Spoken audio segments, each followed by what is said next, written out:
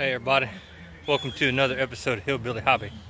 So what we're going to be doing here today, as you can kind of see behind me, I got the Jeep. She started overheating the other night on the way home. We went down to watch the kickoff. We're cruising the coast this year. So Friday night we went down to 90, sat, pulled out the chairs, watched the cars go by. It was pretty cool. Well, on the way home, she started running warm, not all the way hot, not extreme, like, oh, got to pull over, the engine's gonna blow up, but just, well past half. So between the half and the red, still concerning. So I turned the heat on, brought it back to middle, and then Saturday morning I came out and I popped the cap on the radiator.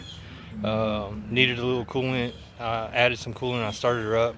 Got her up to operating temp, and I looked for any leaks, to see if they're leaking the radiator hose upper or lower, draining any fluids or whatnot. So nothing there. So we tried to drive her a little bit Saturday and started doing the same thing. So I was like, you know what, just bring her back, park her until I can get a chance to look at her. So now what I'm doing first, and I saved y'all all the nonsense of unhooking everything, but first of all, I drained all the coolant. I'm doing a coolant or a cooling system flush, home style. You don't need to be a mechanic to do it. I mean, it's pretty relatively simple, but I'll kind of walk through the process, show you some of the stuff. I haven't buttoned everything back up yet, but I have completely drained the cooling system and have flushed it. Now I'm about to put it all back together and then add new coolant, burp the cooling system for any air, get it bled, get it back full. Then I'm going to run the vehicle to operating temp, see if it stays operating temp or if it starts to heat up again. So that will identify if doing the flush didn't clog out any blockage or anything, maybe that was potentially keeping the coolant from running completely through the system. Then that will let me know it's either thermostat or water pump. But either way, it was time. I mean, the coolant was kind of dirty. I mean, it wasn't bad like rust and clumpy. It just wasn't clear anymore. It was kind of a brownish color. So it was time to flush it. So no harm, no foul there. Nothing wrong. And I did flush the heater core as well. So I'm gonna walk y'all through that, and then I'll button her up, and then we'll go through the rest of the process of adding coolant back to the system and checking for either water pump or thermostat for possible overheating issues. All right, so again, welcome to Hillbilly Hobby. Please like and share, and do subscribe if you like the content. I try to do this as much as I can. I know it's been a bit since I put out, not on a regular schedule, putting out videos, but I try to do them, as I can, and when something interesting comes up.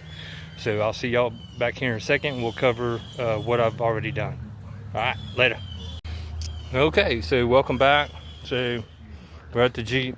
What I've already done is I removed the breather hose from the intake manifold, and I also removed the air box with the air filter just to give me room to work in here. This is the fan shroud. So here's the radiator right here. So what I did was there's on this side below, like down here a little below the lower rat hose connection, there's a petcock valve, and you want to turn it counterclockwise half a turn. So when you start, it is straight up and down, so you want to turn it counterclockwise to the 3 o'clock position. So basically it'll be parallel with the vehicle, and that is to let it drain. And then you'll want to pop the cap off the radiator so that it will drain faster. There'll be more force. It'll let the air help it drain. But what I did is, I don't have time to wait for stuff like that. So what I did is I just disconnected the lower rad hose from the jump. Bam, easy day. And I had a catch bucket, which is right there, and drained all that old fluid in there. Then what I did was we came over here, and right here, normally your overflow catch can or bucket, I removed that so we have more room to get into there. That is where the thermostat housing goes, and the upper rad hose connects to that. So I removed the upper rad hose and the thermostat housing. And the thermostat, I had actually, if y'all want to catch some of my other videos, I have just replaced this within the year.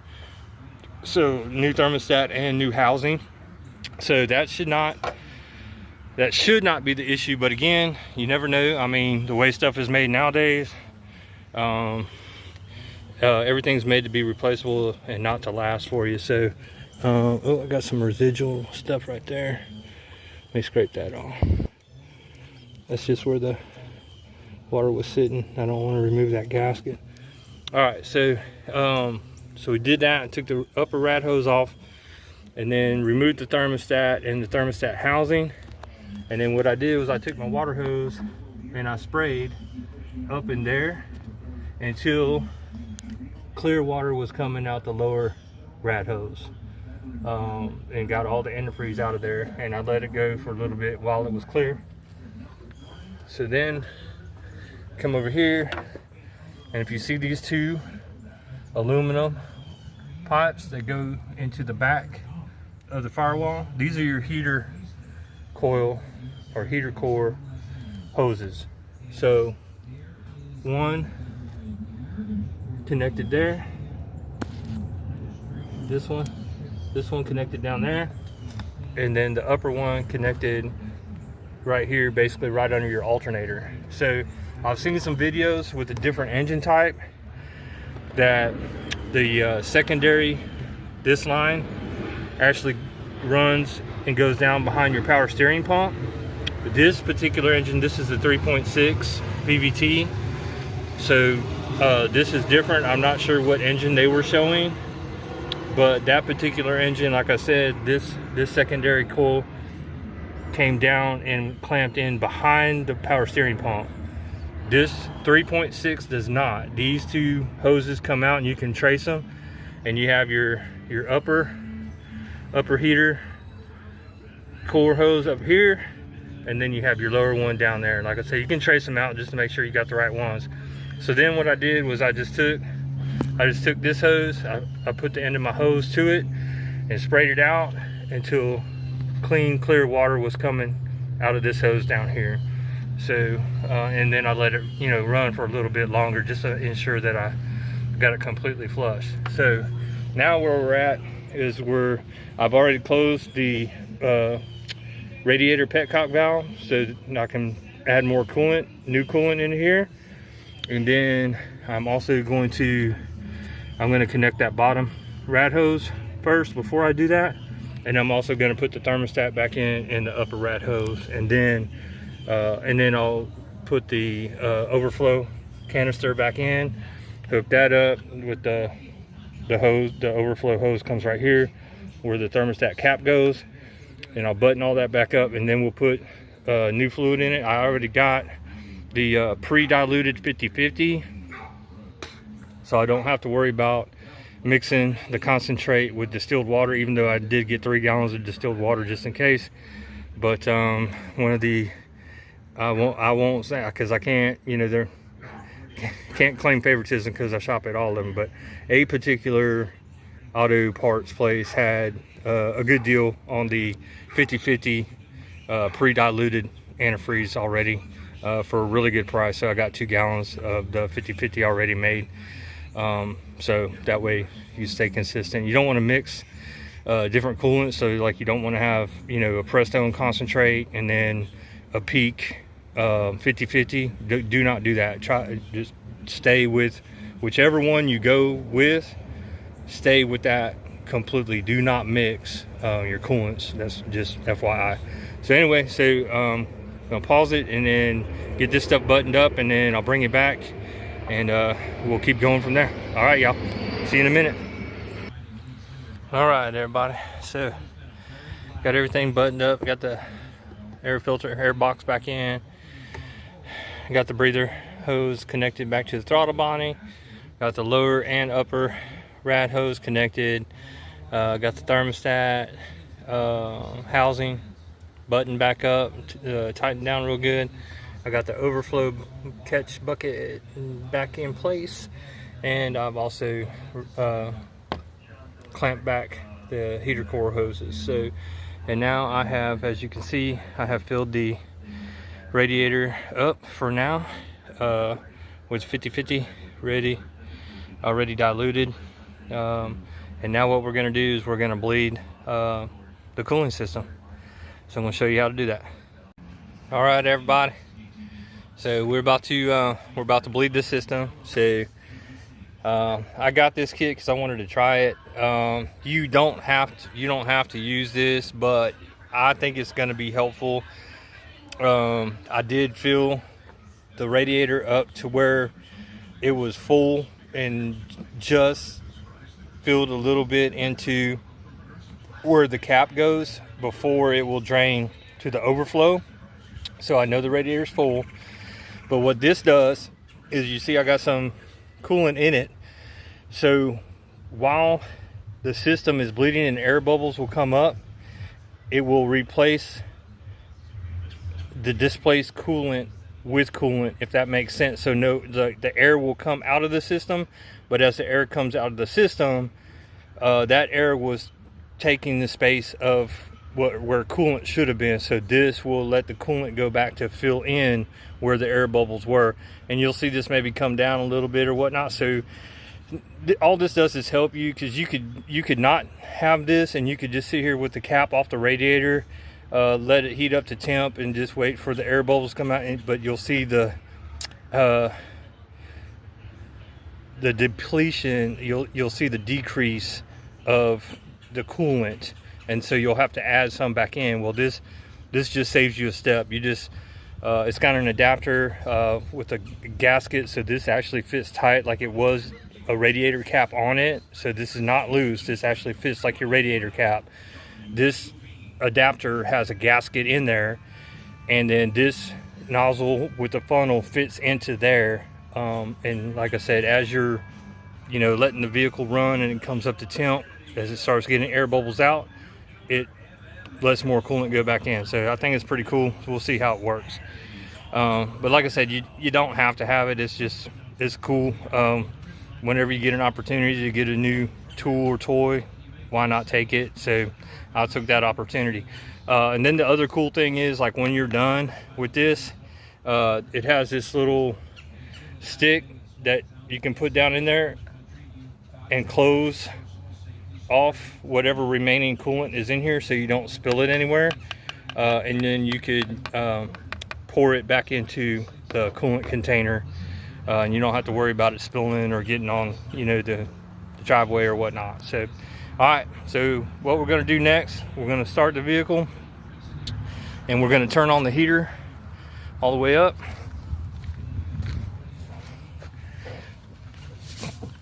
So we can run the coolant through the heater core. So you're gonna take your heat. You see, I already got it all the way. And then you're gonna turn your fan all the way on. And now we'll start her up.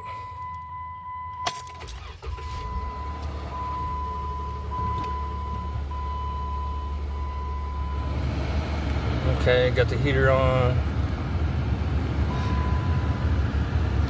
Yeah. I got all kinds of notifications. Tire pressure indicator thing. That's always fun. So now we're just gonna let her just run and come up to temp and just bleed out this air in the system. So we just missed it. It had a couple bubbles already come up, just small.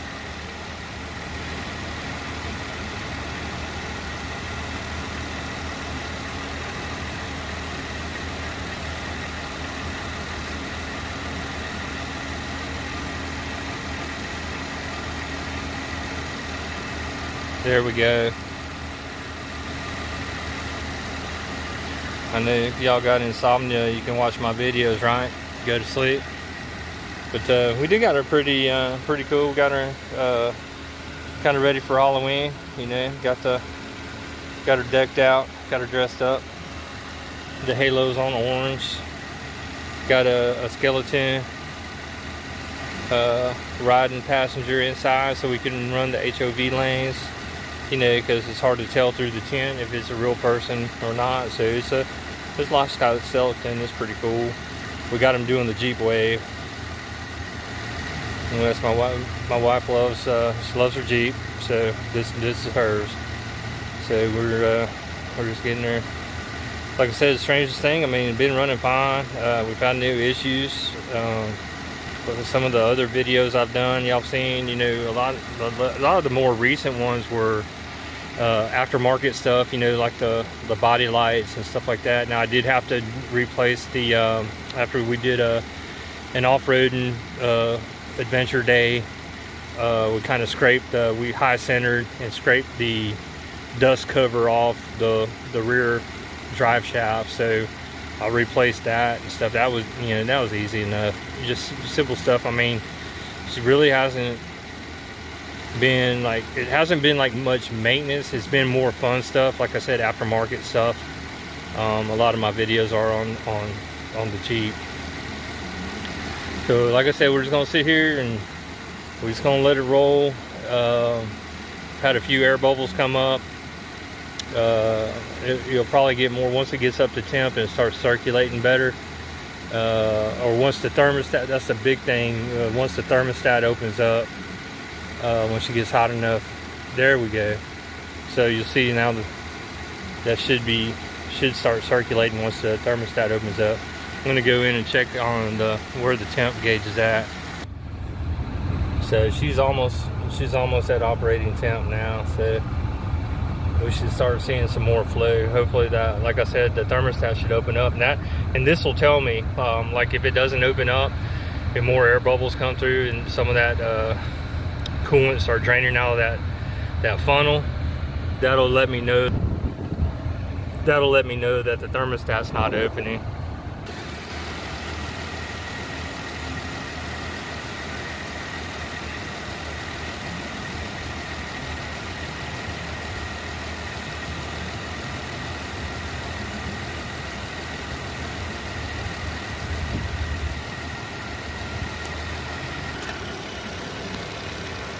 Now, I don't know if y'all can see it, but now you can see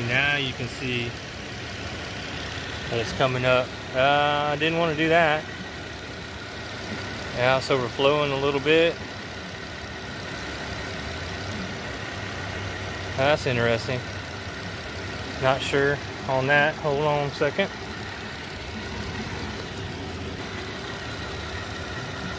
Yeah. Now we got some air coming out of it. I might have had a little too much coolant in there. That was my fault. At least I wanted to have enough in there where if it flowed back in. Yeah, we're getting a lot of bubbles come out now. That's good. Yeah, and she's staying right in the middle. And as you can see, now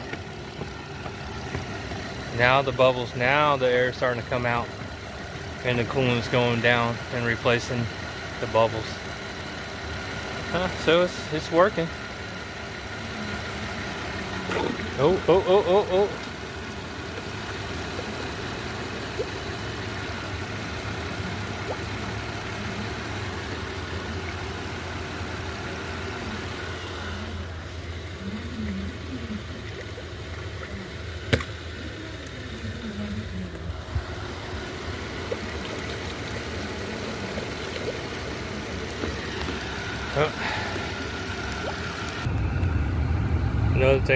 Another thing you can do now with you can do your vehicle menu and like keep an eye on your coolant temp.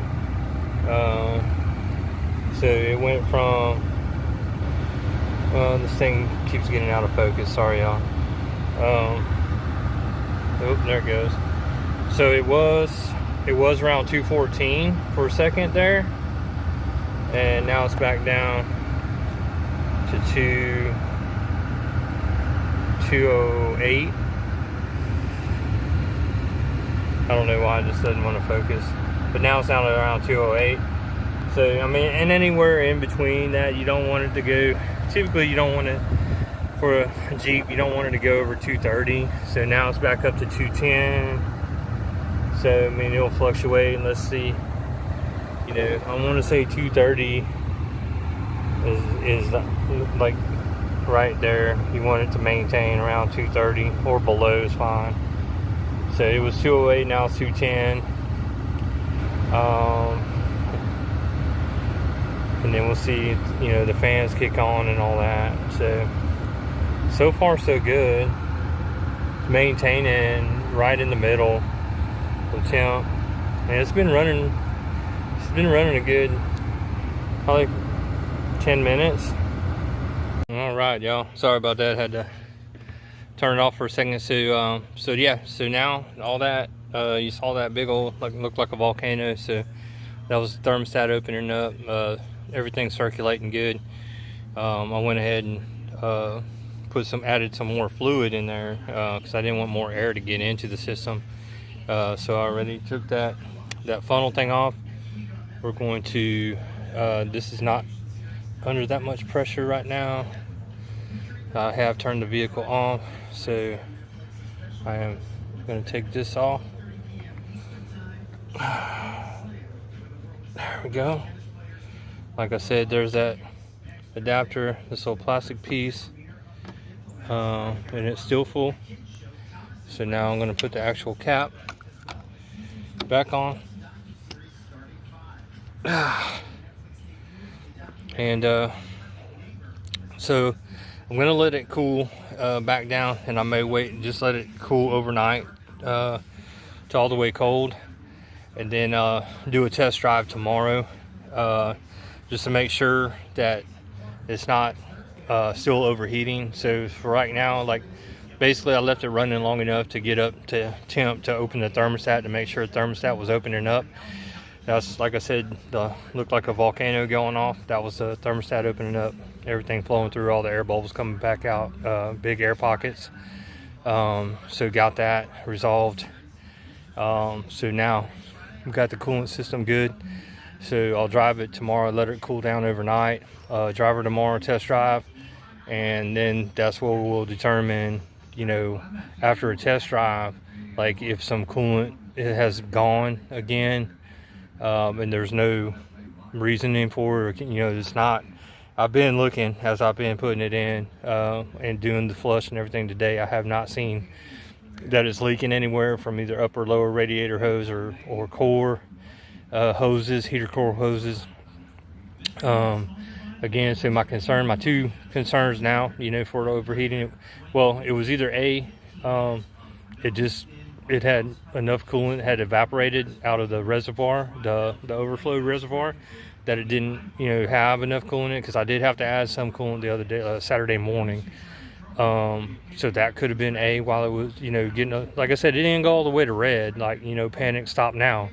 But it was, you know, going that way. It was getting hot, which is not normal. It normally stays right dead center, you know, in the middle, you know. So I'll just do a test drive tomorrow, run it around, like, actually, you know, in gear driving at speed and stuff like that. And if she doesn't overheat, then, you know, problem solved. If not, then, you know, it shouldn't be the thermostat. I replaced the thermostat. It's like within a year. So, but you never know, it's possible. So we'll figure it out. But thanks for watching. And again, if please like it if you liked it, and share and or subscribe. Appreciate you. Thank y'all. Y'all have a good weekend. Bye.